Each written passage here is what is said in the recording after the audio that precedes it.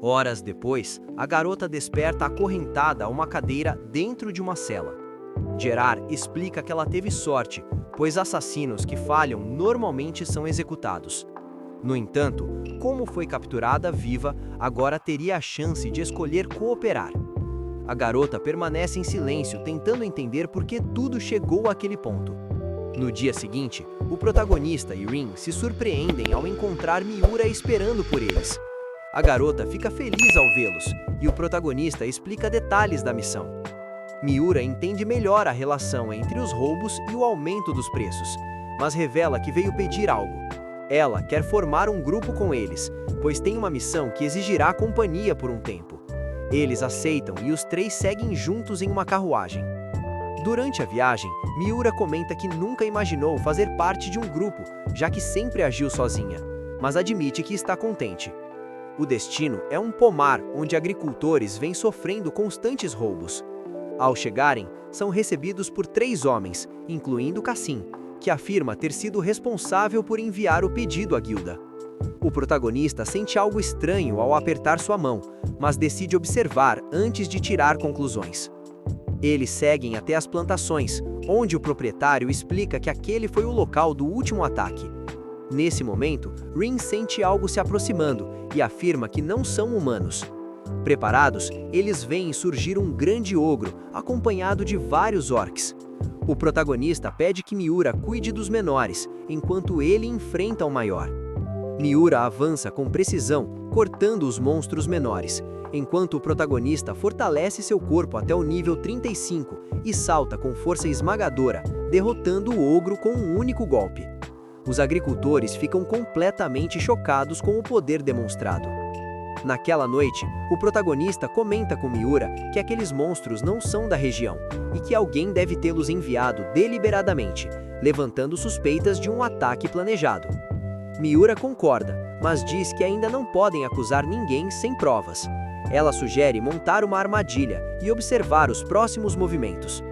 Enquanto isso, em outra parte da floresta, uma garota elimina vários monstros sozinha, absorvendo sua energia e concentrando-a. Na mesma noite, Gerard decide libertar a assassina capturada, acreditando já saber como proceder no dia seguinte. No dia seguinte, o protagonista, seus companheiros e os trabalhadores saem para supervisionar o pomar. Rin sente novamente presenças estranhas e percebe pegadas recentes. Usando sua magia, ela localiza 3 homens roubando frutas das árvores. Quando tentam fugir, sacam suas espadas, mas o protagonista e Miura se apresentam imediatamente como aventureiros enviados pela guilda. Em poucos segundos, os ladrões são imobilizados. O protagonista informa que eles serão entregues aos guardas. Os homens reclamam dizendo que a maga que os ajudava havia desaparecido naquele dia.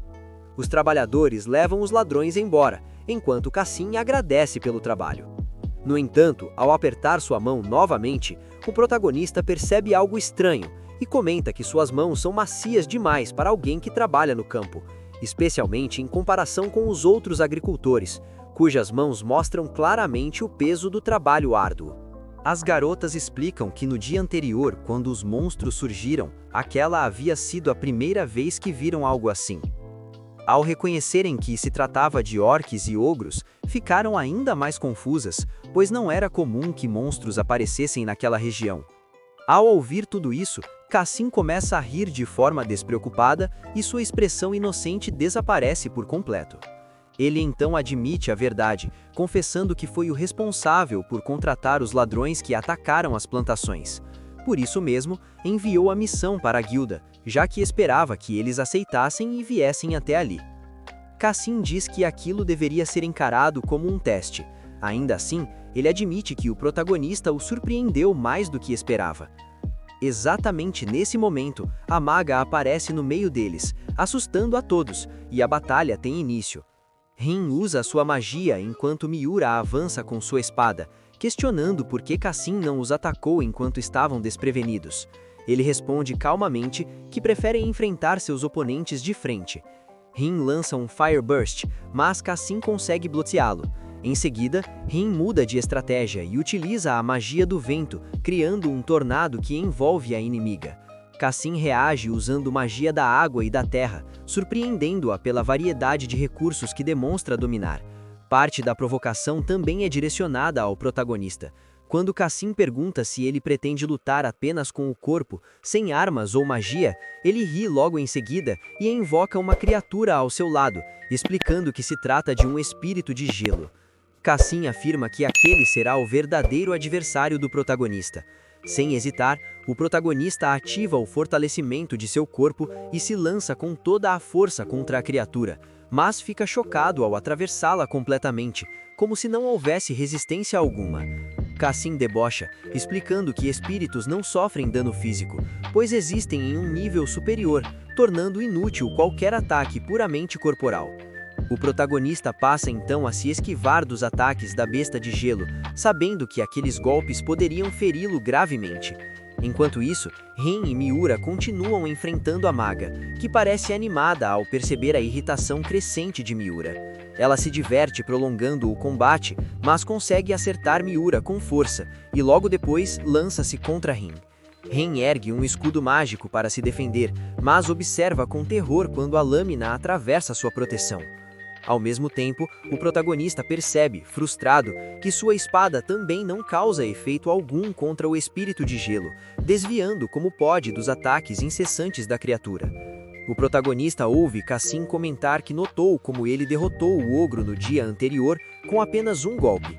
Ele explica que queria ver o que aconteceria se o protagonista não pudesse usar força física, já que ficou claro que ele não sabe utilizar magia, mesmo possuindo um corpo incrivelmente fortalecido. Cassim afirma que aquela era apenas a primeira fase do teste, e em seguida faz surgir uma esfera vermelha. Ele entrega o objeto à besta de gelo que o absorve, mudando sua coloração para um vermelho escuro e aumentando drasticamente seu poder. O protagonista sente essa mudança imediatamente quando é atingido por um golpe devastador. Apesar do fortalecimento corporal, ele sofre danos severos e acaba cuspindo sangue. Cassim então revela que não pretende tirar sua vida, pois ainda precisa daquele poder para planos futuros. Ele diz que o verdadeiro objetivo era atraí-los até ali, pois Rin seria o refém perfeito. Cassim ameaça que se o protagonista não obedecer às suas ordens, todos pagarão um preço alto por isso. Enquanto isso, Rin e Miura demonstram sinais de cansaço, mas a maga ordena que continuem lutando. Mesmo exaustas, as duas se levantam novamente, surpreendendo a inimiga ao revelar que ainda não estavam usando todo o seu poder. A maga se anima ainda mais, desejando um confronto sério. Miura avança primeiro, e enquanto a maga bloqueia seu ataque, Rin surge do alto usando uma espada envolta em relâmpagos. Forçada a recuar, a maga se esquiva, mas Miura aparece logo atrás, desferindo um chute poderoso que a lança pelo ar. Rin aproveita a abertura, transforma seu cajado em uma lâmina metálica e ataca novamente. A maga consegue bloquear parte do golpe, mas a espada relâmpago atravessa sua defesa, causando um choque intenso. Mesmo assim, ela começa a rir, admitindo que não esperava aquelas habilidades. Rin então combina a magia do vento com fogo, criando uma explosão violenta graças às partículas presas no tornado que envolvia a inimiga. Ainda resistindo, é atingida por Miura, que agora empunha sua espada envolta em chamas, causando danos significativos. Diante disso, ela finalmente aceita a derrota, afirmando que ainda as derrotaria no futuro.